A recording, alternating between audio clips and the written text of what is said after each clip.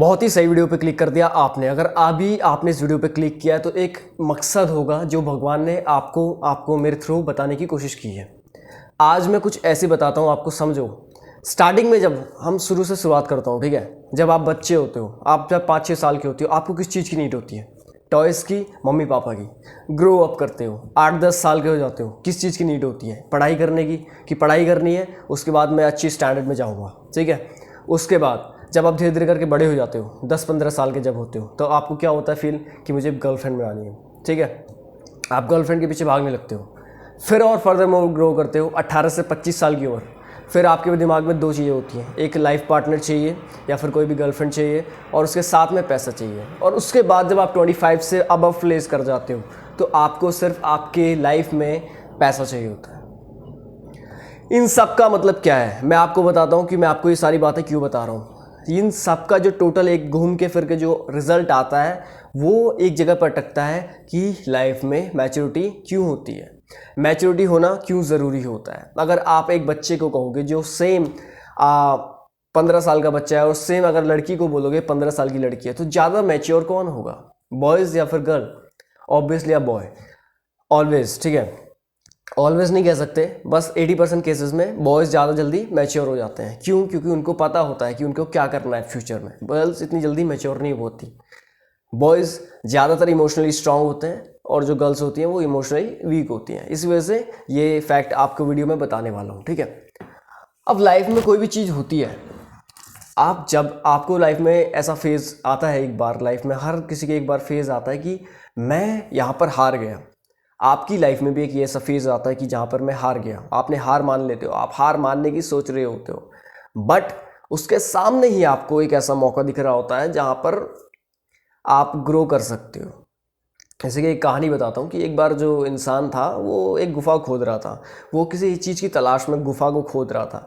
3 महीने 4 महीने तक उसने गुफ़ा खोदी और लास्ट में उसने ये सोच लिया कि मैं अब इस चीज़ को कंटिन्यू नहीं करने वाला, क्योंकि रिज़ल्ट उसको नहीं मिल रहा है, ठीक है। अब जब उसको रिज़ल्ट नहीं मिल रहा था तो उसने गुफ़ा को छोड़ना बंद कर दिया। And guess what, next day कोई एक भिखारी आदमी आया, उसने सेम उस गुफ़ा में गया, 1-2 कुल्हाड़ी या फिर जो भी उसे खोदने का फावड़ा होता है उसने 2 मारे और उसको काफ़ी सारा जो पुराना धन एकत्रित किया था किसी के एंसेस्टर्स ने, उसको मिल गया। गेस व्हाट, अब वो उसको नहीं मिलना था। क्यों? क्योंकि उसने बस मेहनत लगातार नहीं की। जो बंदा पहले उस गुफा को खोद रहा था, उस गुफा को उसने कंसिस्टेंसी से 3-4 महीने तक किया, बट जब रिजल्ट की बारी आई उसने जस्ट 1 दिन पहले गिव अप कर दिया। सेम हमारी लाइफ में ऐसे कुछ फेजेस आते हैं जब हम 5-6 साल के होते हैं। उस टाइम तो हमारी जब मैच्योरिटी नहीं होती है, 10-15 साल पे जब हमें मैच्योरिटी की बारी आती है, जैसे कि हम पढ़ाई करते हैं, तो उस समय पर हम बहुत ज़्यादा अपना एफर्ट डालते हैं। अब जैसे आपको 10-15 साल की उम्र गेम अच्छे लगते हैं, 10-15 साल की उम्र में, 8-9 साल की उम्र में फ्री फायर अच्छा लगता है, ठीक है। Free fire, PUBG, call of duty and others game जो भी हैं। क्या सेम बंदा जिस उम्र में तुम 10-15 साल की उम्र में फ्री फायर खेल लेते हैं, वो गेम आप क्या 18 से 25 साल की उम्र में खेलोगे? चल मानता हूँ 20, 21, 22 तक खेल लोगे, उसके बाद खेलोगे नहीं। क्यों? क्योंकि मन, इंटरेस्ट खत्म हो जाता है, उस चीज़ का जो और था खत्म हो जाता है। 18 से 17, 18, 19, 20 जो टीनेज की ईयर्स होती हैं, उसमें तुमको अपनी लाइफ पार्टनर या पीक गर्लफ्रेंड को तलाशते हो कि शायद तुम उस एज में मिल भी जाए, लेकिन क्या तुम उसे 30, 35, 40 की उम्र में तलाशोगे?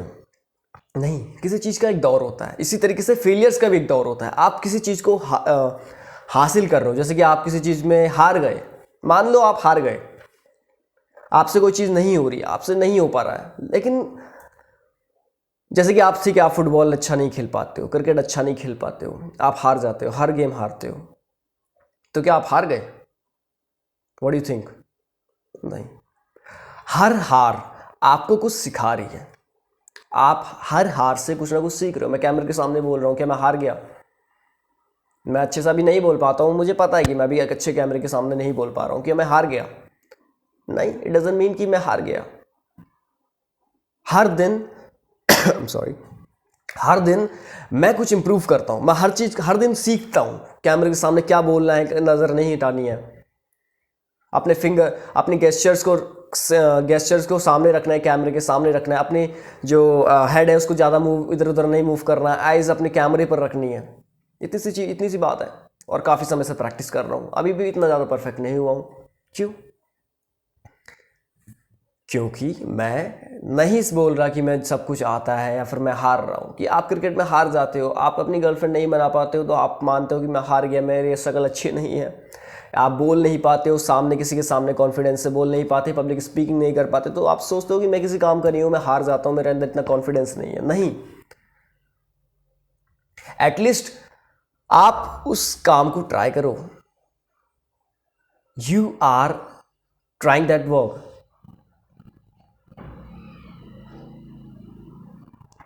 Means to say that sometimes some phases in your life comes, and we must talk about that, कि we felt like we are just defeated. No, you are not defeated. You are just keep going through your life and you are just learning something. Whenever you something face some difficult problems in your life, you are just learning something. Never feel like that you are not feeling something. You are learning something. You are not defeated. You are not some people think that he is not for anything. No, a person who did not want a person who don't want to play cricket, or a person who just watch the cricket and don't know how to play it, who is better? The person who is trying at least. The person who don't know cricket, he don't know cricket, he never ever tried the cricket, but the person who is trying to play it, that's better than him. Means to say that he is not defeated, he is just learning something, he is going through his year life and facing something, these problems. You are learning in your class, if you think you are learning in your class and you don't know how to just study, just compare yourself with the person who is average, compare your person who is at the peak of your class. You will notice that the person who is in the average, he is just learning day by day, and who is the person is the top, he is also learning at the day by day, and the person in the last, in the below bottom, he just don't want to learn, he just don't want to listen. So who is better? जो person try कर रहा है। ऐसे ही life में हमें कुछ ना कुछ ट्राई करता रहना चाहिए। अपने आप को, जब किसी चीज़ से आप हार जाते हो तो कभी फेस नहीं करना चाहिए कि आप हारे हो। सिर्फ आप उस चीज़ को देखो कि मैं उस चीज़ को सीखा हूँ कि इस तरीके से अब ये काम नहीं हो पाएगा, आप नेक्स्ट ट्राई करो। So in the conclusion, I'm saying that if you are willing to do something, you must try and try until you get the success. If you are willing to do making your videos on YouTube, you must have to make consistency. You must have to sit in the front of camera, just hold your chairs and start talking. If you want to just speak in the front of public, you just have to stand there. You can hold up the mic and just start talking. Whenever it's the first time, if you'll feel nothing in the first time, you'll improve in the second time, third time, fourth time, and there will be the day then you will be perfect. I'm not saying you will become perfect, but you will try, you will learn many more things at that time.